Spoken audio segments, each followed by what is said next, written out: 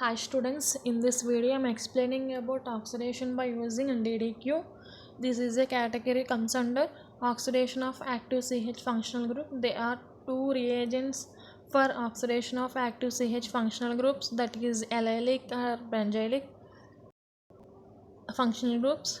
First reagent is cesium dioxide, second reagent is DDQ. In my previous video I was completed cesium dioxide, so in this video we will continue DDQ oxidation.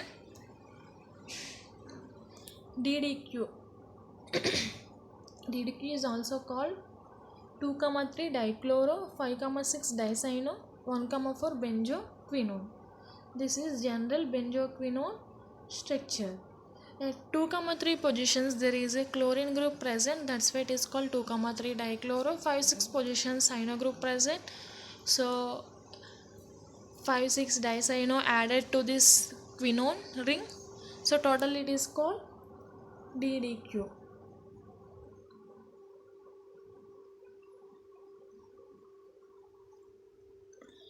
Generally this DDQ is works like a chloronyl.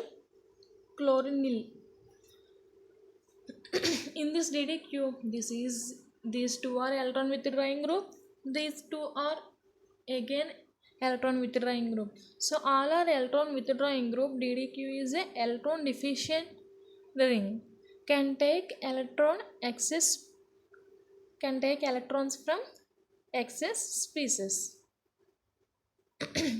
Generally, one equivalent of DDQ required for double bond formation. So, in a reaction, 1 mole of DDQ present, there is one double bond is formed. Generally, DDQ is a yellow solid, but its solution is red in color due to formation of charge transfer complexes. There are so many applications for DDQ. First of all, I am going to explain the preparation of DDQ. This is general preparation of DDQ. First of all, we consider quinone. Quinone on reaction with Hessian cyanohydrin in the presence of alcohol. So, CN group addition takes place, and also double bond oxidation to this type of alcohols. So, in this case, simply aromatization takes place. This is not a aromatic ring, but this is an aromatic ring. In organic reactions, aromatization takes place to get stability of the molecule. So, aromatization is general reaction in many organic reaction to get stability, and then oxidation takes place again. These OH groups are oxidized into double bond O, and then add HCl. So HCl means H plus Cl minus, so Cl group addition takes place, and then again oxidize the abo reactant, abo substrate. Then we get, this is the product. Again we use HCl as a reagent. This is the product. Finally again oxidize the substrate, we get DDQ as a final product. This is the preparation of DDQ. There are so many applications present in DDQ. First one is unsaturation, that is double bond formations takes place by using DDQ. Second one is oxidation of alcohols. Third one is aromatization. Fourth one is cyclization. Fifth one is insertion of oxygen, and final one is a salt formation in some of the cases. Generally, DDQ react with compound having allylic or benzylic hydrogens first. So, it abstract H minus from the substrate in allylic or benzylic position, and then abstract proton again. So, finally, there is a double bond formed in the reactant or substrate. In this DDQ reactions, carbocation formed as a intermediate. So, there is any possibility for rearrangement, the carbocation undergo rearrangement to get more stability for carbocation. So DDQ is also involved in some of the rearrangement due to formation of stable carbocation. So this DDQ is called dehydrogenating agent. Hydrogenating means H2 addition, dehydrogenating means removal of H2. Removal of H2 is nothing but double bond formed in a substrate. First of all మనం applications చూసాం కదమ్మా డీడీక్యూకి. First application చూస్తే కనుక యారోమటైజేషన్. So ఏదైనా organic రియాక్షన్స్లో యారోమటైజేషన్ జరగాలి అంటే కనుక యారోమటైజేషన్ కోసం మనకి డీడీక్యూ అనేది స్పెసిఫిక్గా యూస్ చేస్తాం. ఓకే, ఈ యారోమటైజేషన్ ఎందుకు జరుగుతుందో చెప్పుకున్నాం కదా. ఆర్గానిక్ రియాక్షన్స్లో మేజర్గా మనకి ఏదైనా మాలిక్యూల్ స్టెబిలిటీ రావడం కోసం యారోమటైజేషన్ జరుగుతుంది. Aromatic compounds are more stable then other compounds, that is normal compounds. So ఇక్కడికి వచ్చేసరికి మనం ఈ సబ్స్ట్రేట్ని తీసుకున్నాం అనుకోండి. ఇక్కడ చూస్తే this is not a aromatic ring. దీనికి బెంజిన్ రింగ్ ఉంది. Benzene ring is an aromatic ring. కానీ దీనికి ఫుల్గా మనం నాప్థలిన్ స్ట్రక్చర్ వస్తే ఇంకా యారోమేటిసిటీ పెరుగుతుంది కదా. 4n+ రూల్, ఫుకెల్ రూల్స్ని యూస్ చేస్తే కనుక ఇక్కడ ఎన్ వాల్యూ ఎంత వస్తుంది మనకి? 6 ఎలక్ట్రాన్స్ కదా. సో 6 ఎలక్ట్రాన్స్ వచ్చినప్పుడు అదే ఇక్కడైతే కనుక మనకి 10 ఎలక్ట్రాన్స్ ఉన్నాయి. ఎన్ వాల్యూ ఇక్కడ 1 వస్తుంది, ఇక్కడ 2 వస్తుంది. సో ఎన్ వాల్యూ ఇంక్రీజ్ అవుతుంది కదా, అంటే యారోమాటిసిటీ ఇంక్రీజ్ అవుతుంది. సో మనకి యారోమాటైజేషన్ కూడా జరుగుతుంది. సో ఈ కేసుకి వచ్చేసరికి మనకి ఎలైలిక్ బేసిక్గా ఏం చెప్పుకున్నాం, డీడీక్యూ రియాక్షన్ ఎప్పుడు జరుగుతుందని చెప్పుకున్నాం. ఎలైలిక్ బెంజైలిక్ పొజిషన్స్లో మనకి ఏమైనా పాసిబిలిటీ ఉంటే కనుక రియాక్టెంట్లో ఎలైలిక్ బెంజైలిక్ పొజిషన్స్ ఉంటే ఆ పొజిషన్స్లో ఫస్ట్ H- సబ్స్ట్రాక్షన్ జరుగుతుంది ఎలైలిక్ ఆర్ బెంజైలిక్ పొజిషన్లో. అండ్ దెన్ దానికి ఎడ్జసెంట్గా ఉన్న కార్బన్ దగ్గర H+ abstraction, that is proton abstraction జరిగి డబల్ బాండ్ అనేది ఫామ్ అవుతుంది. ఓకే, ఇక్కడ మీరు అబ్జర్వ్ చేస్తే కనుక ఫస్ట్ కార్బన్, సెకండ్ కార్బన్, ఇది థర్డ్ కార్బన్, అంటే ఇదే కదా allylic position. This is allylic position. So అక్కడి నుంచి డీడీక్యూ ఏం చేస్తుందంటే ఫస్ట్ H- అబ్స్ట్రాక్ట్ చేస్తుంది. అండ్ దెన్ ఇక్కడ ఎన్ని హైడ్రోజన్స్ ప్రజెంట్ అయి ఉన్నాయి? 2 హైడ్రోజన్స్ ప్రజెంట్ అయి ఉన్నాయి. So out of these 2 hydrogens any one of the hydrogen again abstract by DDQ. So ఫైనల్గా ఇక్కడ ఏమొస్తుంది, ఇక్కడ ముందు H- సబ్స్ట్రాక్ట్ చేయడం వల్ల కార్బోకేటయాన్ ఫార్మేషన్ జరిగింది C+. ఇక్కడ మనకి అగైన్ H+ సబ్స్ట్రాక్షన్ వల్ల first H- subtraction, next H+ subtraction వల్ల కార్బానియన్, దట్ ఈస్ C- అనేది ఫామ్ అయింది. కార్బానియన్ అని అనకూడదు, C- అనేది ఫామ్ అయింది. సో C+, C- రెండు కలిపి మనకి ఫైనల్గా డబల్ బాండ్ అనేది ఫామ్ అవుతుంది.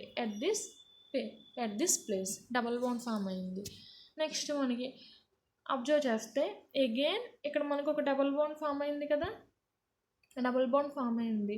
నెంబరింగ్ ఇచ్చుకుంటే కనుక 1, 2, 3. This is again allylic position. ఈ కార్బన్ మనం ఎలైలిక్ పొజిషన్ అని చెప్తాం. Again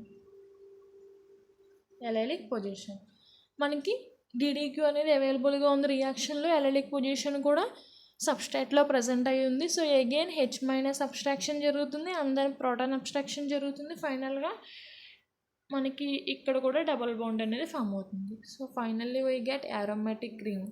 so aromatisation, that is naphthalene ring. Aromatisation జరగడానికి డీడీక్యూ అనేది యూజ్ అవుతుంది. So 1 mole of DDQ required for 1 double bond formation. Okay, 1 mole of DDQ required for 1 double bond formation. మనం 2 times డీడీక్యూ use చేస్తే 2 moles use చేస్తే 2 double bonds formation జరుగుతుంది. ఈ రియాక్షన్కి వచ్చేసరికి మనం 2 molesని యూజ్ చేసాం. ఓకే, నెక్స్ట్ ఇక్కడ అబ్జర్వ్ చేస్తే ఇక్కడ కూడా మనకి యారోమటైజేషన్ ఇంక్రీజ్ చేయడం కోసం ఈ సబ్స్ట్రేట్ యారోమేటిక్ అవడం కోసం ఇక్కడ డబల్ బాండ్ అనేది ఫామ్ అవ్వాలి. Double bond by using DDQ form అవుతుంది. ఓకే, ఇక్కడ కూడా అబ్జర్వ్ చేస్తే మీరు పైన చెప్పుకున్నట్టుగా 2 డబల్ బాండ్స్ కూడా DDQ వల్ల ఫామ్ అవుతాయి. So finally aromatization takes place by using DDQ. Second application వచ్చేసరికి అన్సాచురేషన్. అంటే ఏదైనా రింగ్లో మనకి double bond conjugated double bonds form అవ్వాలి అంటే కనుక DDQని యూస్ చేస్తాం. ఇప్పుడు మనం పైన aromatization చెప్పుకున్నాం కదా. సో aromatization ఎగ్జాంపుల్ మెకానిజం చూద్దాం. DDQ ఎలా ఇన్వాల్వ్ అయ్యిందో. DDQ స్ట్రక్చర్ ఏమని చెప్తాం, ఇదే కదా DDQ స్ట్రక్చర్. సో DDQ స్ట్రక్చర్లో ఫస్ట్ ఆఫ్ ఆల్ ఏం జరుగుతుందంటే, ఈ క్లోరిన్ ఈ డబల్ బాండ్ని పోలరైజ్ చేసామనుకోండి. ఈ డబల్ బాండ్ పోలరైజ్ చేస్తే మీ ఆక్సిజన్ దగ్గర ఉన్న డబల్ బాండ్ని కూడా పోలరైజ్ చేస్తే ఫస్ట్ మాలిక్యూల్ నుంచి అలైలిక్ పొజిషన్ నుంచి H- అబ్స్ట్రాక్ట్ చేసామనుకోండి. ఈ H- ఎక్కడికి వస్తుంది, ఫస్ట్ ఆఫ్ ఆల్ మనం వెయిట్ ఈ బాండ్ కూడా పోలరైజ్ చేద్దాం. ఓకే, 3 డబల్ బాండ్స్ పోలరైజ్ చేసాం. టోటల్గా DDQలో 4 డబల్ బాండ్స్ ఉన్నాయి కదా. ఈ 4 డబల్ బాండ్స్లో 3 డబల్ బాండ్స్ అనేవి పోలరైజ్ చేసాం. సో ఈ ఆక్సిజన్ దగ్గర O- అనేది ఫామ్ అయింది. ఇక్కడ నుంచి అబ్స్ట్రాక్ట్ చేసిన O హైడ్రోజన్ ఇక్కడికి వచ్చి అటాక్ అవుతుంది, OH అవుతుంది. నెక్స్ట్ మనకి ఈ పొజిషన్లో డబల్ బాండ్ ఫామ్ అవుతుంది ఆక్సిజన్కి కార్బన్కి మధ్య. అలానే ఈ పొజిషన్లో డబల్ బాండ్ అనేది ఫామ్ అవుతుంది. ఇక్కడ O- కింద ఫామ్ అయింది. O- అలానే ఉంటుంది. O-. ఓకే, OH అనేది ఇక్కడ నుంచి ఫస్ట్ హైడ్రోజన్ అబ్స్ట్రాక్ట్ చేసాం కదా, H- అది ఇక్కడ అటాక్ అయింది DDQకి. నెక్స్ట్ అగైన్ ఇక్కడ మనకి H- అబ్స్ట్రాక్షన్ జరిగింది. నెక్స్ట్ స్టెప్లో ఏం జరుగుతుందని, దానికి ఎడ్జసెంట్గా ఉండే హైడ్రోజన్స్ 2 హైడ్రోజన్స్ అవైలబుల్గా ఉన్నాయి. దానిలో ఒక హైడ్రోజన్ అనేది ఇక్కడ ఉన్న O- సబ్స్ట్రాక్ట్ చేసుకొని ఫైనల్గా మనకి DDQ అనేది ఇలా ఫామ్ అవుతుంది బై ప్రోడక్ట్గా. సో ఇక్కడ నుంచి H- ఇక్కడ నుంచి H+ రెండు కలిపి మనకి డబల్ బాండ్గా ఫామ్ అవుతుంది రియాక్షన్లో. This is final product. Again మన దగ్గర అనదర్ మోల్ ఆఫ్ DDQ అవైలబుల్గా ఉంది. అలానే అలైలిక్ పొజిషన్ ఉన్న హైడ్రోజన్స్ కూడా అవైలబుల్గా ఉన్నాయి. ఈ పొజిషన్ కూడా అవైలబుల్గా ఉంది కదా. ఫస్ట్ ఈ డబల్ బాండ్ ఫార్మేషన్ జరుగుతుంది, ఆ తర్వాతనే సెకండ్ డబల్ బాండ్ ఫార్మేషన్ జరుగుతుంది. సేమ్ మెకానిజం ఫాలో అయ్యి మనకి ఈ టైప్ ఆఫ్ రియాక్షన్ జరుగుతుంది. ఇందాకే చెప్పుకున్నాం కార్బోకేటయాన్లో ఏదైనా రీఅరేంజ్మెంట్ జరిగే పాసిబిలిటీ ఉంటే కనుక to get stable carbocation rearrangement కూడా జరుగుతుందని చెప్పుకున్నాం కదా. సో ఫస్ట్ స్టెప్లో ఇక్కడ నుంచి H- సబ్స్ట్రాక్షన్ జరిగింది. సో ఈ టైప్ ఆఫ్ కార్బోకేటయాన్ ఫామ్ అయింది. This is the secondary carbocation. Secondary carbocation అనేది మనకి అంత స్టేబుల్ కాదు. కార్బోకేటయాన్ స్టేబిలిటీ ఆర్డర్ ఎలా చెప్తాం, tertiary greater than, secondary greater than, primary. So అదే ఈ పొజిషన్లో కార్బోకేటయాన్ ఫామ్ అయితే కనుక ఈ కార్బన్ దగ్గర కార్బోకేటయాన్ ఫామ్ అయితే కనుక అది టెరిషరీ కార్బోకేటయాన్ అవుతుంది. So to get stable tertiary carbocation ఇక్కడ నుంచి ఏం జరుగుతుందంటే 1 to మిథైల్ షిఫ్ట్ అనేది జరుగుతుంది. ఈ పొజిషన్ నుంచి మిథైల్ గ్రూప్ని తీసుకొచ్చి ఈ బాండ్ బ్రేక్ చేసామనుకోండి, మిథైల్ కార్బన్ బాండ్ ఈ పొజిషన్ నుంచి మిథైల్ తీసుకొచ్చి ఇక్కడ అబ్స్ట్రాక్ట్ చేసామనుకోండి, ఈ పొజిషన్ నుంచి మిథైల్ తీసుకొచ్చి ఇక్కడ అబ్స్ట్రాక్ట్ చేస్తే మనకి ఈ పొజిషన్లో టెరిషరీ పొజిషన్లో కార్బోకేటయాన్ ఫార్మేషన్ జరుగుతుంది. Tertiary carbocation is more stable than secondary carbocation. That's why this type of rearrangement takes place.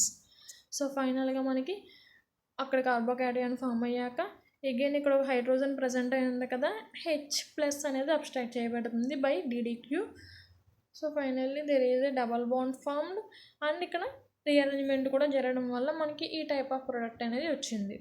Okay, this is mechanism of DDQ involving aromatization. Second application వచ్చేసరికి మనం to get conjugated double bonds అని చెప్పచ్చు. So ఏదైనా మాలిక్యూల్లో మనకి double bond form అవ్వాలి అంటే కనుక DDQని use చేస్తామని చెప్పుకున్నాం కదా టు గెట్ అన్సాచురేషన్ని. సో ఫస్ట్ ఆఫ్ ఆల్ మనం ఈ మాలిక్యూల్ని తీసుకున్నాం బై యూజింగ్ DDQ.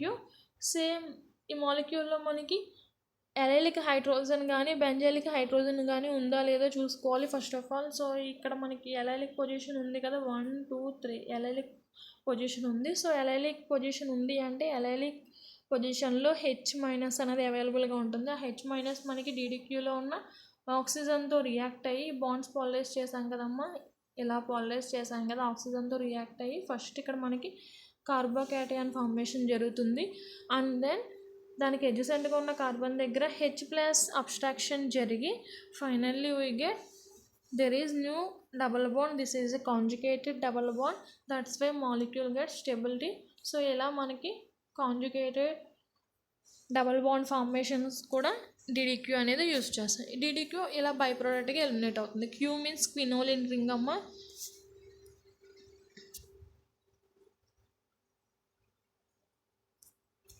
అదే థర్డ్ అప్లికేషన్ చూస్తే కనుక ఆక్సిడేటివ్ సైక్లైజేషన్. సేమ్ మనం ఇప్పటివరకు చెప్పుకున్నట్టుగా ఎలైలిక్ పొజిషన్లో కానీ బెంజైలిక్ పొజిషన్లో కానీ H- అబ్స్ట్రాక్షన్ జరుగుతుంది.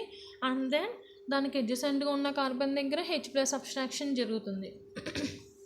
సో ఫస్ట్ ఆఫ్ ఆల్ మనకి ఇది బెంజైలిక్ పొజిషన్ అని చెప్తాం కదా. సో బెంజైలిక్ పొజిషన్ నుంచి H- అబ్స్ట్రాక్షన్ చేసాం. H- అబ్స్ట్రాక్షన్ చేశాక దీనికి ఎడ్జసెంట్గా మనకి సైక్లైజేషన్ జరగాలి అంటే కనుక ఇక్కడ నుంచి H+ అబ్స్ట్రాక్షన్ జరిగింది అనుకోండి. H+ అబ్స్ట్రాక్షన్ జరిగితే ఏమొస్తుంది? COO-. సో ఇక్కడ COO-, ఇక్కడ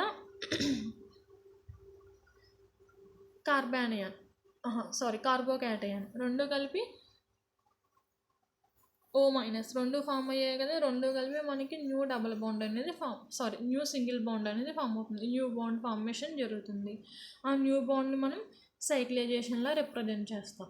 ఓకే, న్యూ బాండ్ ఇక్కడ ఫామ్ అయింది కదమ్మా ఆక్సిజన్కి కార్బన్కి. ఆ న్యూ బాండ్ మనకి DDQ వల్లే ఫామ్ అయింది. అలా సైక్లైజేషన్స్ కూడా యూస్ చేస్తాం. సో ఇక్కడ నుంచి దీనిలో కూడా అంతే. ఓకే, అలానే ఈ స్టెప్లో కూడా అంతే.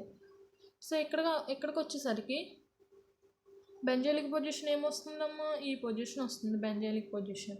సో అక్కడి నుంచి మనకి బాండ్ అనేది హైడ్రోజన్ H- అబ్స్ట్రాక్షన్ జరుగుతుంది. This is oxidative cyclisation. Next ఇందాకే చెప్పుకున్నాం మనం ఒక example.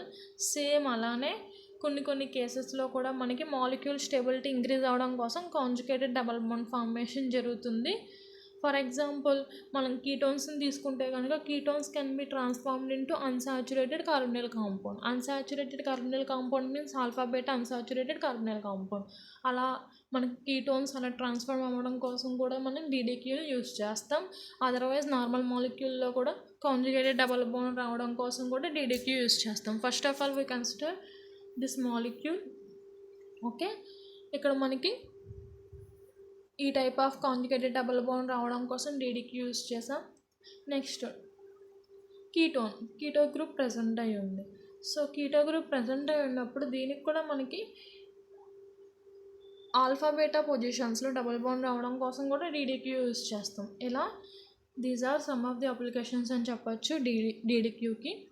This is about DDQ.